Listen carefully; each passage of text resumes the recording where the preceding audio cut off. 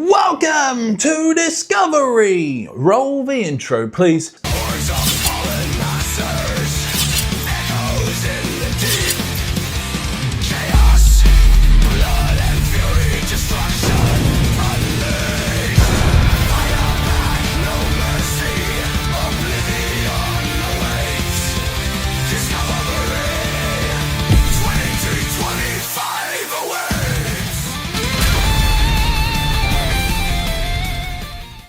Welcome back to another episode of Discovery, and this week we've got a massive one for you. There's been some seriously good metal dropping lately, and today we're diving headfirst into the rest of the May 9th releases in what I'm calling a mega discovery. We haven't done one of these in over 2 years, and with the format evolving over time, this might be the biggest episode of Discovery we've ever had. So whether you're into black and chaos, groovy death, or some weird left field gem, there's everything in here for everyone. Let me know your favorite discoveries down below in the comments below, and without wasting any more time, let's get into it. So first up to kick off this mega episode in the US is the US band Ghostbath with their new record Rose Thorn Necklace, released May 9th via Nuclear Blast Records. Take a listen.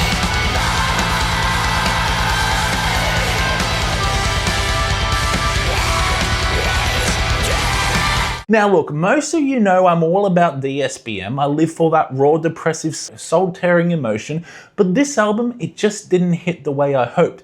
This was my first full Ghostbath experience, and I expected bleak, furious, unrelenting agony, but instead I got something far more polished and oddly uplifting. Stylistically, Rose Thorn Necklace leans heavily into post-black metal with glistening tremolo leads, brighter guitar tones and lush atmospheric breaks. It's got those towering cinematic soundscapes that stretch and shimmer, but to me, that dilutes the emotional impact.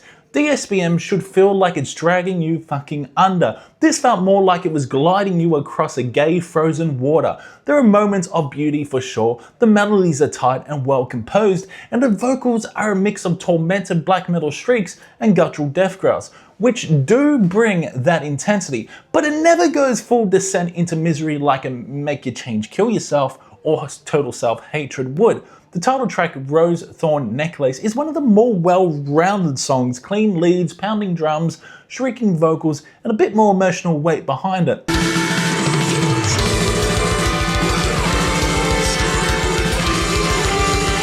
Well, I Tried Drowning is the closest thing to capture that DSBM essence, slower pace, more somber progressions. It felt more grounded in sorrow.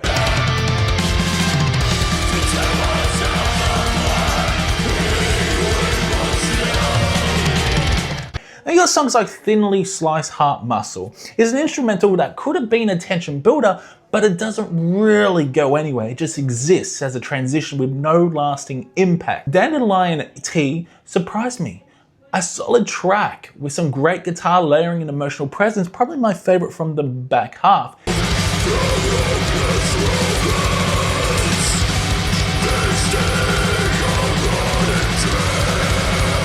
And then there's Throat Cancer, which closes the record. It's a decent track structurally, but emotionally flat. A mediocre send-off for an album that needed a gut punch of an ending.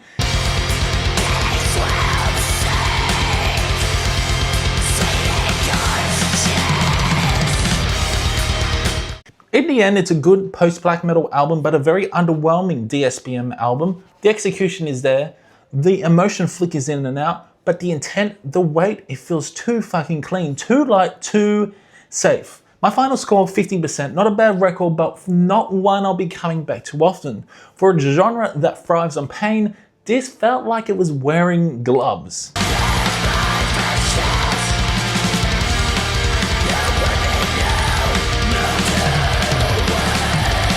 Next up, we head over to Hungary, where we find War of Sleep and their new album, The Kingdom, released May 9th through H Music. Take a listen.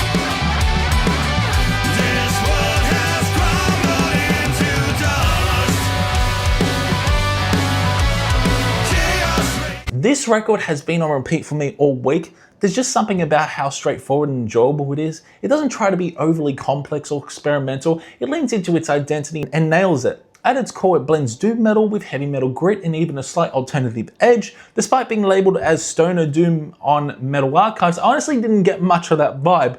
Sure, there are some fuzzed out tones here and there, especially toward the end, but what stood out more to me were the traditional doom structures, some classic heavy metal energy, and really accessible, memorable songwriting. They got Zoltan Batki's vocals are absolutely fantastic across the entire album. His voice is powerful, rich, and totally in command. He doesn't overdo it. He lets the melodies breathe, and his delivery gives each song a strong emotional core. What I love about The Kingdom is just how many songs stick with you. The choruses are huge, and the hooks are immediate. Right from the opening track, you got Maelstrom. You're hit with this soaring chorus and tight guitar work. It's catchy, energetic, and sets the tone for the rest of the album.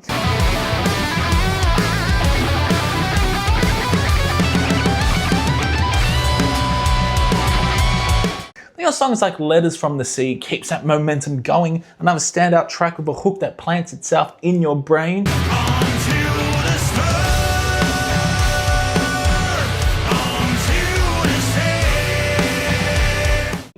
The Last Straw leans harder into like the doom elements with some heavy crushing riff work early on, but what makes it great is how it builds and shifts throughout. It doesn't stay stuck in one tempo, it grows.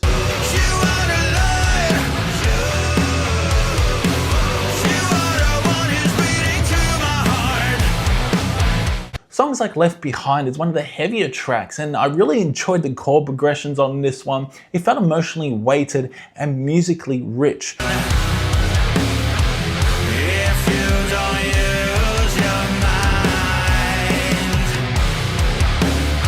Songs like Spirit Healer slows things down but doesn't lose any of the heaviness. It stands slower pace but still engaging. Then there's Kingslayer, which switches things up with a bounce in the rhythm section and some of the best riffs on the whole album. Kneel before the kingdom of light. Never realize that you're blind. So blind. The Plague wraps things up beautifully with a little nod to stoner doom finally, but also brings in some progressive ideas that keep it dynamic and memorable. It's a very strong closer, wrapping the album in this eerie, swirling atmosphere while still going pretty hard.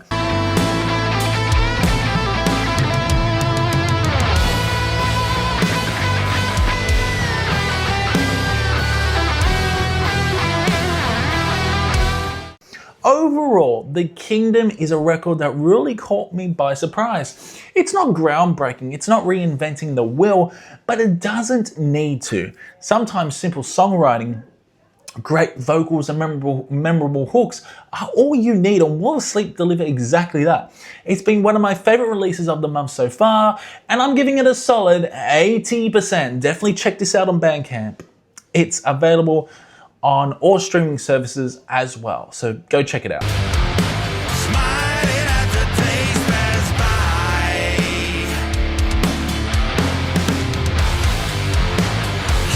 by. Now we head over to discover an international band called Jade, who released their new album Mysteries of a Flowery Dream on May 9th through Pulverized Records. Take a listen.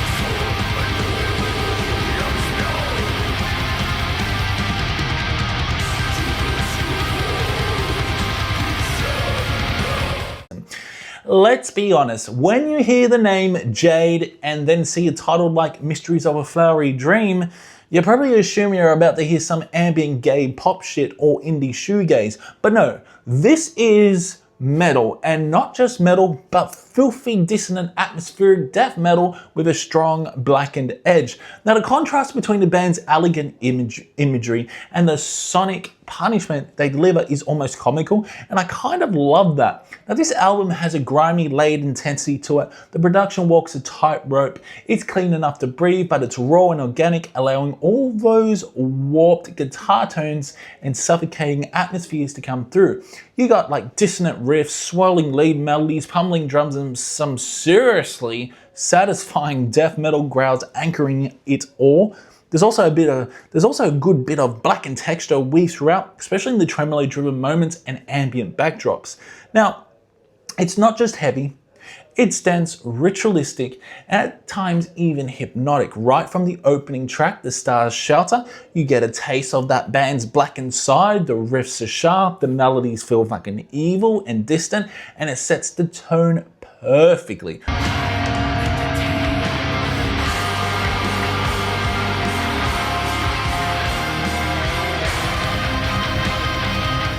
Light's blood leans deeper into the atmospheric death metal, giving that claustrophobic, outer-worldly vibe that bands like Ulcerate capture so well. Shores of Otherness really stood out to me. It's probably the most balanced track on the record. Like the dissonant guitar work, monstrous fucking vocals, and spatial production come together beautifully. Definitely one of my favorites.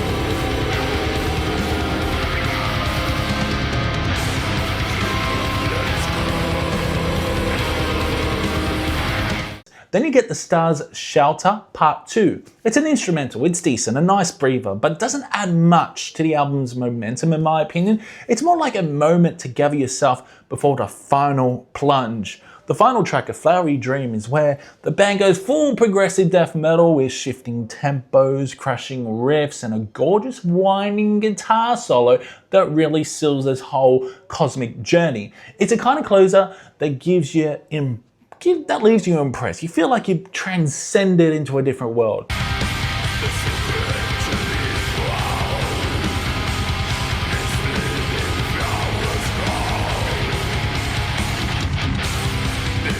Overall, Mysteries of Flowery Dream is a solid atmospheric death metal record. It's packed with laid songwriting, intense performances, and some great moments of progression and texture. My one critique is that some of the yelled mid-range shouts, not the growls, can get a little grating after a while. It's more of a personal preference, but they occasionally pulled me out of the moment. Still, it's a minor nitpick.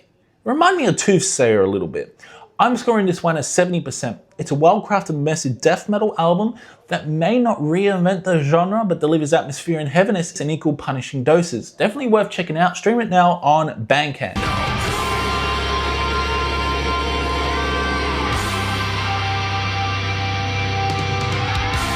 Get ready for some seriously spooky, suffocating music as we venture into the depths of Poland with the band Postmortal and the debut full-length Profundis Omnis, released May 9th through Aesthetic Death. Take a listen.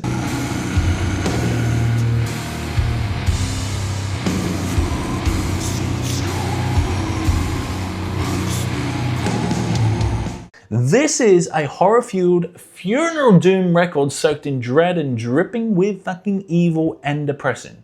From the very first moment, it builds a sense of total dark claustrophobia, dark hollow production, guitars that sound like they're echoing through an abandoned warehouse, and vocals that could shake stone coffins loose. Now there's a sludgy, fuzzy tone across the whole album that gives it a unique edge within the funeral doom genre. It's not clean. It's not polished, it's filthy and disorientating, and that's exactly what makes it so fucking compelling. Now the guitar tone in particular stood out to me. It stands churning and laced with a kind of abrasive distortion I don't usually associate with funeral doom, to be honest. There's a real sludge metal influence here.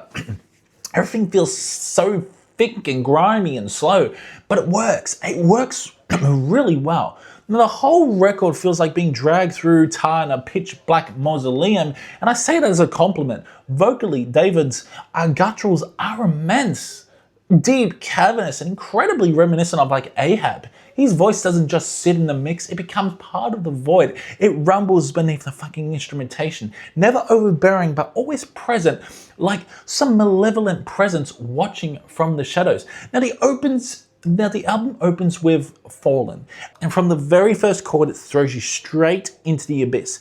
It's slow, mournful, and layered with rotting atmosphere. The guitars churn, the drums drag like chains across stone, and then the vocals erupt. It's oppressive and beautiful at the same time.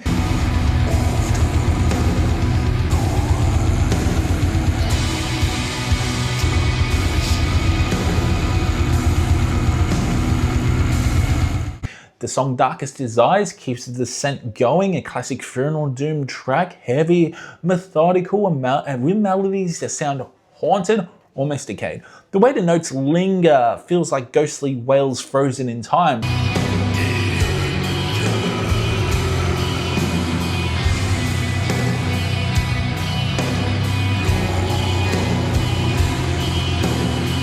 Decay of Paradise stands out as one of the most disturbing tracks.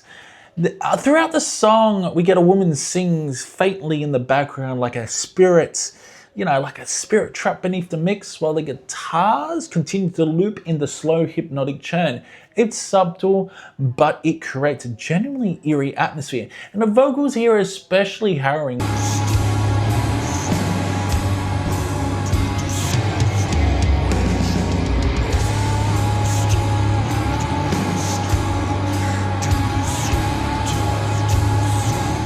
Now, Prophecy of Endless picks up the pace slightly, not fast by any means, but more urgent. The riffing is relentless. There's a sick winding solo that slithers its way through the filth like something alive. It adds a weird beauty to all the ugliness.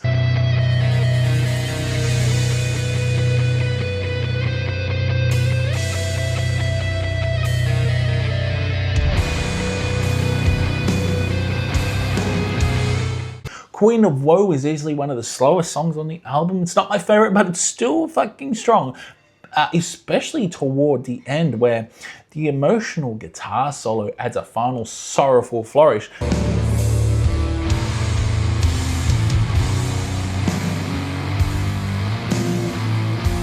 Then there's the final track. Masterpiece of the thing that once was but will never be. And no, it's not quite a masterpiece, but it's definitely nightmare fueled. Now the vocals here are at their most cavernous. The guitar picking eerie and skeletal, and the entire track feels like a descent into total void. It ends with nothing but slow, dying notes fading like the last flicker of light in the sealed tomb.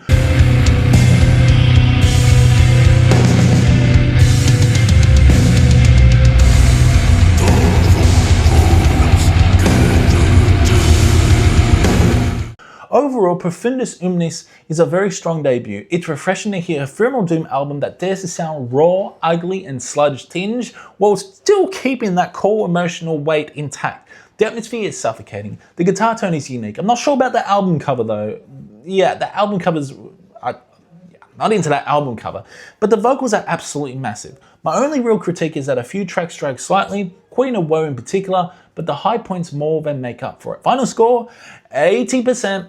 Solid 80%, an excellent record that caught me off guard and pulled me straight into the dark. Check it out now on Bandcamp or whatever haunted streaming service you prefer.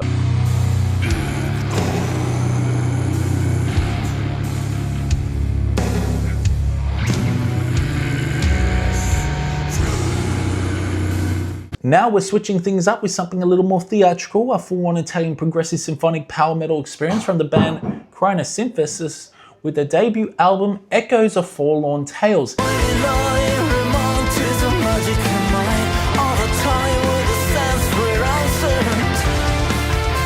this is a good album, not great, but definitely solid. What immediately stands out is the beautiful sweeping melodies that run through every track. The guitar work is excellent, layered and expressive, and there's a real sense of musicianship here. Now you've got like lashed orchestral elements, strong keyboard arrangements, and progressive flair that gives the album that like signature Italian feel. Fans of Rhapsody or even Ancient Bards will feel right at home, but at the same time, Chronosynthesis is clearly trying to carve out, their own identity, and for the most part, they succeed. There are some real standout moments. Nightingale brings gorgeous melodies and punchy rhythm work.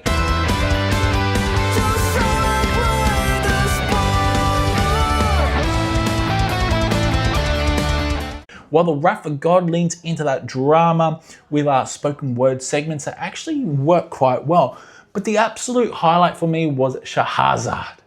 Now this song is a monster of a power metal earworm, catchy, energetic, with like Persian flavored melodies and a guitar solo that absolutely rips. It's hands down the strongest track on the album, and one I kept replaying just to hear that chorus again.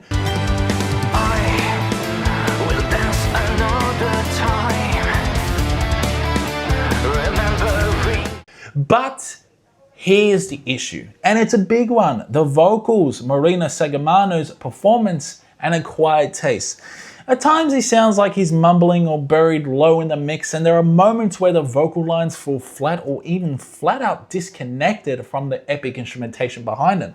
It's not that he's a bad vocalist, there's emotion there, but the delivery just doesn't hold up against the scale of the music. And unfortunately, when you've got soaring keyboards, cinematic arrangements, and brilliant guitar leads, mediocre vocals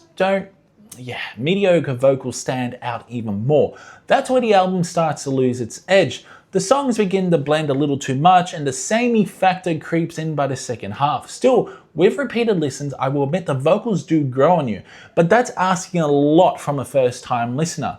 I kept wishing the vocal production was cleaner, or that the melodies were more dynamic to match the rest of the band.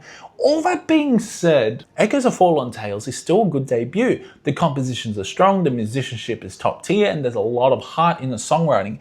If you're into that symphonic power metal, there's enough here to enjoy, especially if you're someone who doesn't mind unconventional vocals. I'm scoring this one a 65%. The potential is definitely there, and some of these tracks are fantastic, but the vocals were the weak link for me. Still worth checking out on Bandcamp or your favorite streaming platform. You might like this one more than I did.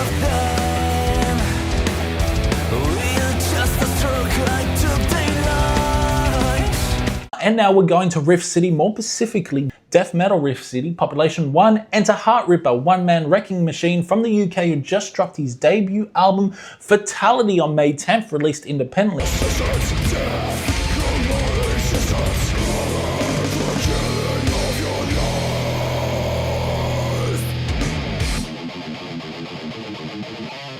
Yeah, this album is terrific. I had an absolute blast listening to it, and it's honestly hard to believe that one person is responsible for everything on this. The man behind the madness is Zach Covell, who plays every instrument and handles vocals, and he absolutely crushes it. His vocal performance is ferocious, full of character and power, and the songwriting, oh wow, it's old school death metal done right. You can clearly hear the love for legends like Autopsy, Asphyx, Cannibal Corpse, and Morbid Angel baked into every riff and fill, and even Bolt Thrower.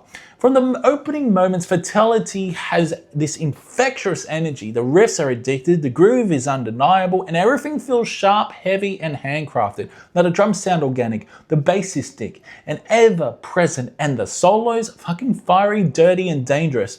Every track is packed with headbanging sections, slick transitions, and the occasional doomy slow burn that explodes into a full force assault. The opener, cleaved in two, sets the tone immediately. Thick, meaty riffs, classic death metal grooves, and the vocals that just explode out of the gate. It has that bolt thrower muscle, and it's a hell of a way to kick things off.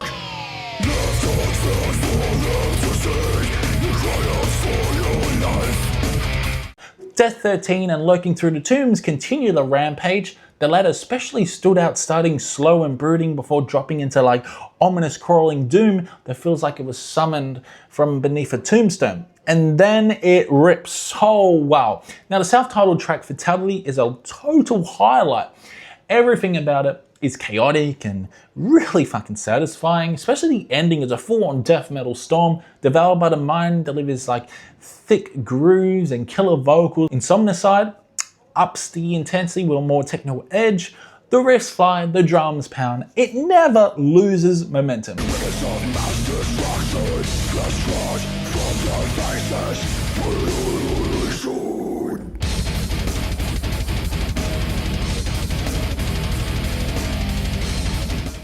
Vortex of Flesh is another thrasher that slaps you around with raw aggression. And then there's Dagoth. Yes, you heard that right. The intro features dialogue from Morrowind's legendary villain. And when I heard, I'm a god, how can you kill a god? I popped hard. That's how you win over me. And the final track, and this is the final track, Final Boss. It's exactly what it says on the track, crashing cinematic riff laden and featuring a wicked solid overall end it all. How sweet it is to be a god.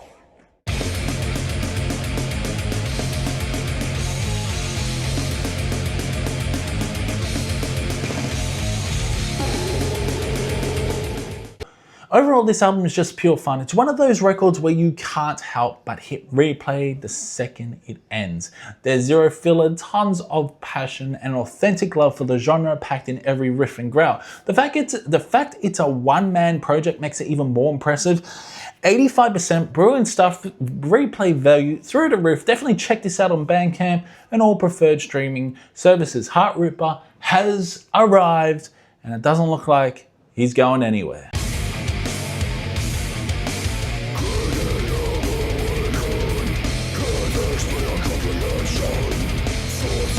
Next up on Discovery, we'll make a quick stop in Brazil where we uncover some raw old school thrash energy from Inferno Nuclear.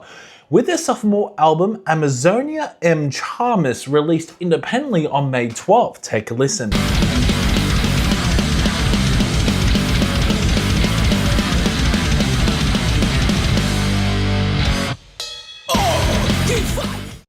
This is a good record, not groundbreaking, but definitely a fun, hard-hitting thrash metal ride. The overall production is solid. It's got that gritty, underground sound that works for this kind of material, and while it may not reinvent the genre, it captures the spirit of classic thrash with a fiery regional flair. Now, the guitar work stands out across the album, tight, sharp, and full of fucking energy, with some surprisingly groovy moments breaking through the chaos. Now, the songwriting leans towards a one-dimensional side. Don't be too offended, but don't expect massive structural shifts or progressive complexity. This is meat and potatoes thrash, but it's done with passion. Songs like the self-titled Inferno Nuclear and the crushing opener, which, yes, I had fucking trouble pronouncing thanks to my extremely non-Brazilian tongue. It hits hard with pounding rhythms and snarling vocals. There's a definite creator vibe running through the album, the hard-hitting drums, the aggressive yet catchy riffs, and that old school thrash fury that doesn't let up.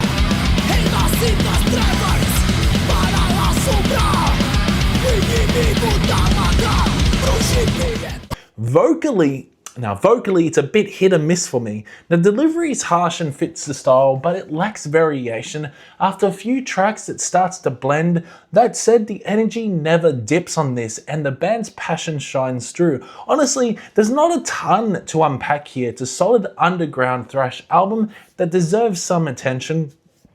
I came across it this week, gave it a few spins, and figured these guys deserve a shout out. It may not be doing anything wildly new, but it's fast, fierce, and packed with riffs.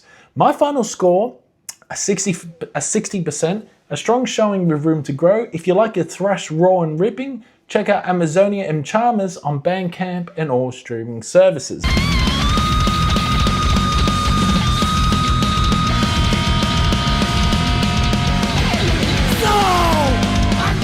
Next up on Discovery, we're heading over to Canada to explore the vast cosmic abyss with progressive death metalist Chaotic Symbios, who just released their debut album Vide on May 5th, released independently.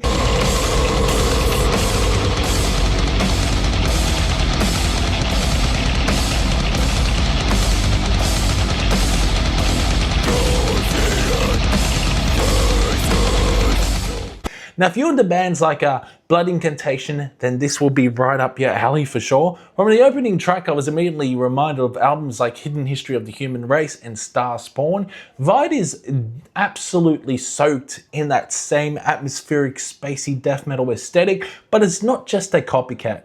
Chaotic Symbios bring their own flavor to the table, and what we get is a cosmic, progressive, and deeply textured debut that really fucking impressed me. Now, the guitar work across this record is fantastic, twisting, bending, melodic, and brutal all at once.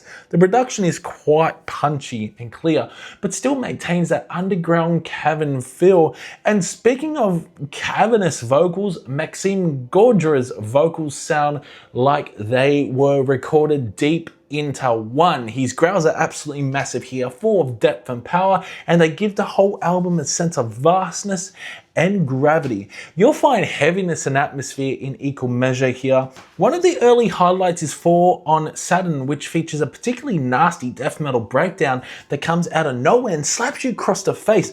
But it's the track Blood is the Key that truly elevates this fucking album, clocking in at over 11 minutes. It's the band's first real epic, and it delivers everything: towering climaxes, powerful drum work, synth-driven ambience, and a guitar solo that drips with emotion. It's one of the most fully realized tracks on the album, ambitious and beautifully executed.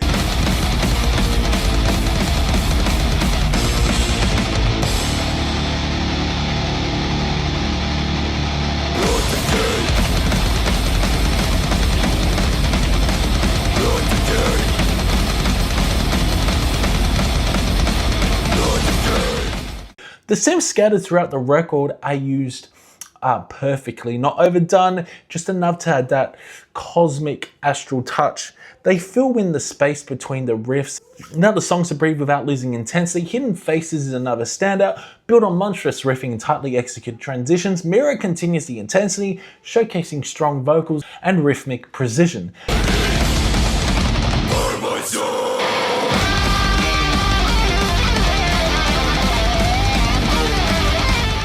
The album closes with Drifting Away in the Depth of Outer Space, which is exactly as the title suggests, a heavy, suffocating descent into oblivion. It's slow, pummeling, and drenched in atmosphere. A perfect finale that leaves you floating in silence. Overall, Vide is a terrific debut, packed with emotion, unpredictability, and that rare balance between brutality and introspection. The songwriting is mature, the performances are tight, and it shows that Chaotix and Bios have a clear vision and a talent to back it up. My final score, 80%, a strong, emotionally rich and space-bound death metal journey. Highly recommend checking out on Bandcamp or any streaming services. A debut that deserves attention, so check it out.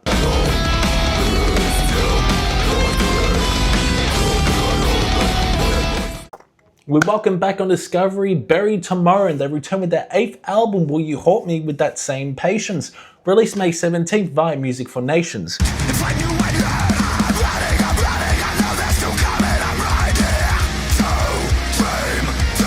It's going to be a pretty short one. This is a solid metalcore record that blends their classic heaviness with some bold experimentation, particularly inclusion of more pop elements and ballad-style moments. And the album kicks off strong with To Dream to Forget, packed with old-school metalcore riffs, harsh vocals, and even a rare guitar solo that you don't really see in metalcore these days. Tracks like Wasteland and What If I Burn bring the groove and emotional weight, though the clean vocals sometimes feel out of place, disrupting the momentum.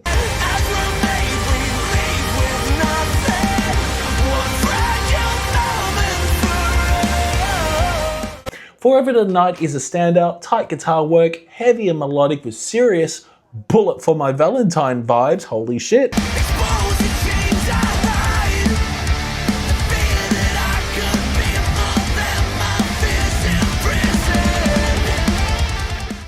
Found No Throne, though, flips the tone completely, delivering a more emotional soft side that actually works pretty well. Not every track lands, though. Yokai felt heavy without purpose, and the album does get predictable by the second half, but the riffs, hooks, breakdowns are consistently strong. Vocally, it's hit or miss for me. Some great screams, but the cleans can be distracting.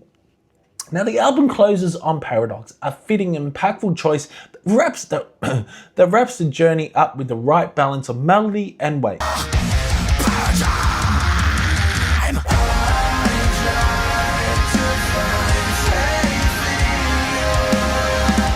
My final score, 75%, a strong release with memorable moments, solid guitar work, and just enough experimentation to keep things fresh.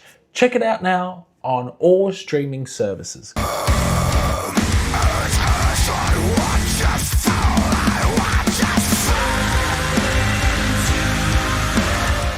And now, closing out this week's Discovery with the main event, we head to Brazil for the return of one of the most emotionally devastating doom metal bands out there, HellLight. The new album, We the Dead, dropped May 9th through Muse Music Records, and for the second time ever, they've landed a spot on the show. But this time, they're finally main eventing Discovery.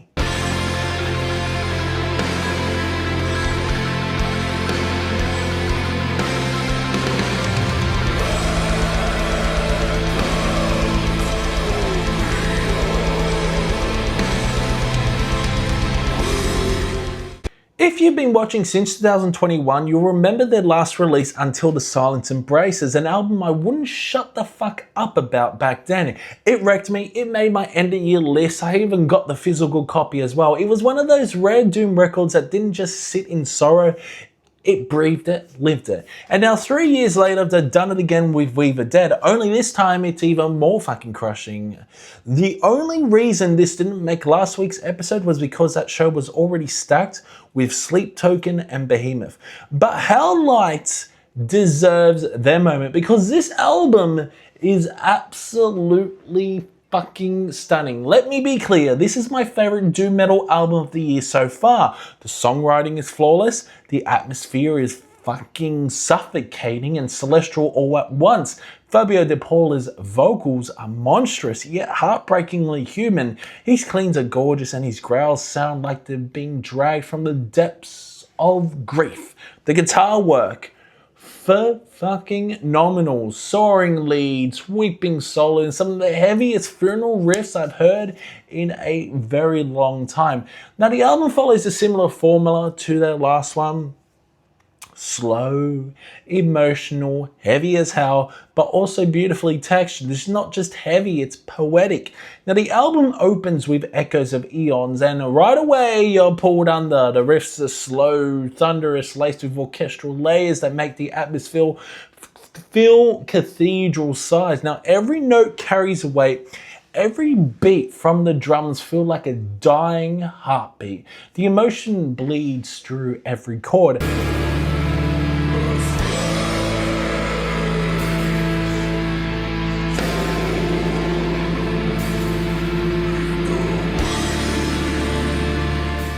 As a fading sun, We Lie stretches out into a long mournful descent driven by powerful chord progressions, eerie melodies, and that haunting blend of harsh and clean vocals.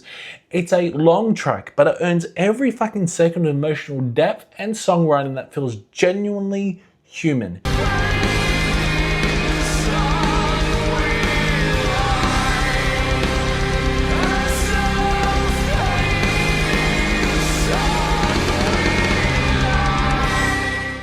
Then Desperate Cries steps in, possibly the heaviest track here. This is Funeral Doom at its most epic, laid with swirling strings, pounding drums, and that slow motion collapse feeling. It's absolutely brilliant.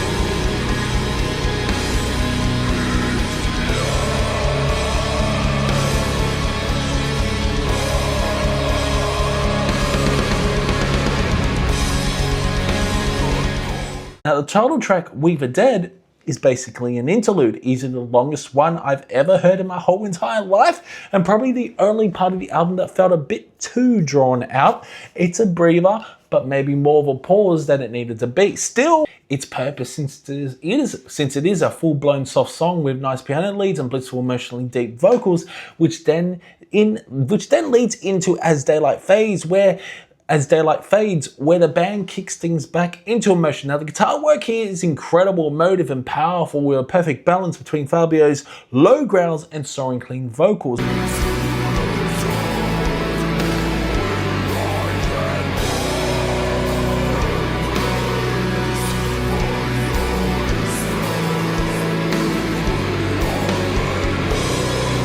Obsolete Dreams begins slow and brooding, leaning into clean vocals at first before the heavy Funeral Doom instrumentation comes crashing in.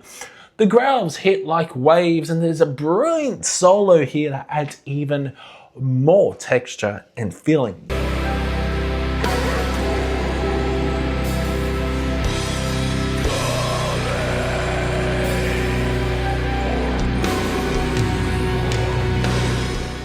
Then there's the last march, which really feels like the final breath of the record. It's suffocating, slow, and drenched in sorrow, but at the same time, it's epic thanks to the gorgeous piano keyboard work, orchestral swells, and emotionally charged final solo. I'm losing my voice here. This is a very long episode. The way the clean and harsh vocals trade off in this track is masterful. It's a song that builds and builds until it finally fades, leaving you shattered from start to finish.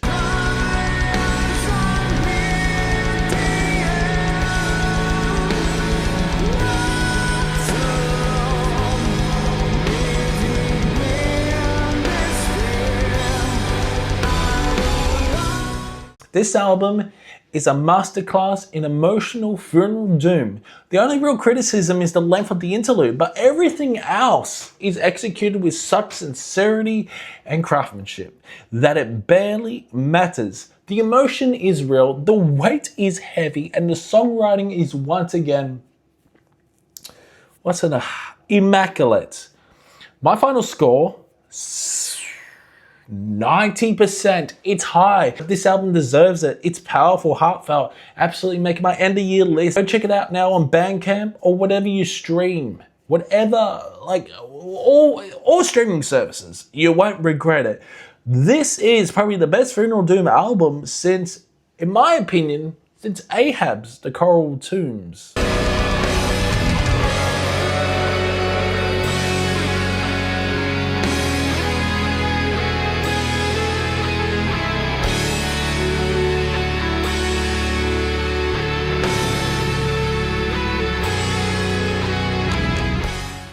So that's it for Discovery. That's it for the Mega Discovery. Hope you guys enjoyed it. Look, there's a few other albums I checked out, but my voice is really going, and I don't think I can continue to talk about more albums, but I hope you guys did enjoy it. A shorter episode next week, because look, Mega Discovery is huge, and I only can do Mega Discovery once every few months, but yeah, that's the first Mega Discovery for this year. And I'm guessing we're going to have the longest episode of this year, and the longest episode ever of Discovery. I'm guessing this is the longest episode of Discovery. We covered like 10 albums this episode. Next week, we're going to scale it down to 7. Again, I think this is the last Mega Discovery because my voice is killing me. So let me know in the comments below your favorite discoveries. It's been fun, and I'll see you in the next one.